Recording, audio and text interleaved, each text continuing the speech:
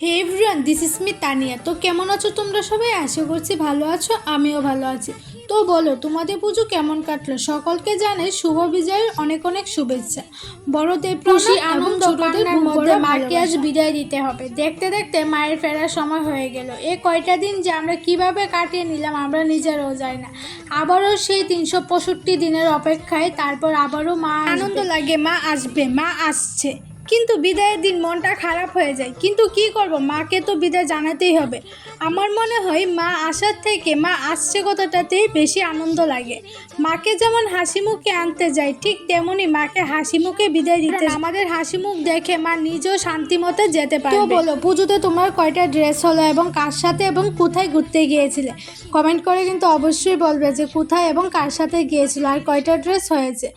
আমি কিন্তু দশমীর দিনও পুজো দেখতে বের হয়েছিলাম। মাকে বরণ করে এসে আমি সন্ধ্যার সময়, সন্ধ্যা না ঠিক 9টা কি 10টার দিকে আমরা বের হয়ে গিয়েছিলাম যে ঠাকুর দেখার জন্য। তো তোমরা কোন কোন ক্লাবগুলিতে গিয়েছিলে ঠাকুর দেখার জন্য অবশ্যই বলবে। আর তোমরা যারা আগরতলা থেকে দেখছো তোমরা তো জানো এটা কোন ক্লাব করেছে, তোমরা অবশ্যই বলবে কিন্তু এটা কোন ক্লাব। আর যারা জানো না তাদেরকে বলে দিচ্ছি যে ফ্লাওয়ার্স ক্লাব। তোমরা যারা যারা গিয়েছিলে তোমরা অবশ্যই কিন্তু একটা করে ফটো, এখানে লাইটিং করেছিল দেবাদিদেব মহাদেবের।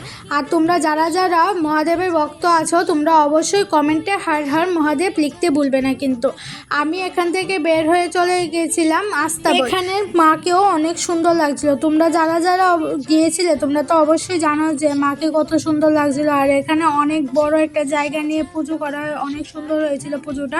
এখানে মাকে দর্শন করে বের হয়ে গেছিলাম যে কিছু খাওয়ার জন্য। খাওয়া দাওয়া করার পর আবারও চলে এসেছি আরেকটা ক্লাবের মূর্তি দেখতে। এটাই আমাদের এবছরের লাস্ট পুজো দেখা। কিন্তু আসছে বছর আবার হবে। তারপর আমি বাড়ি চলে এসেছিলাম, তখন বাজে রাত্র 2টা। তো তোমার ব্লগটা কেমন লাগলো অবশ্যই বলবে। Tata, take care, love you all.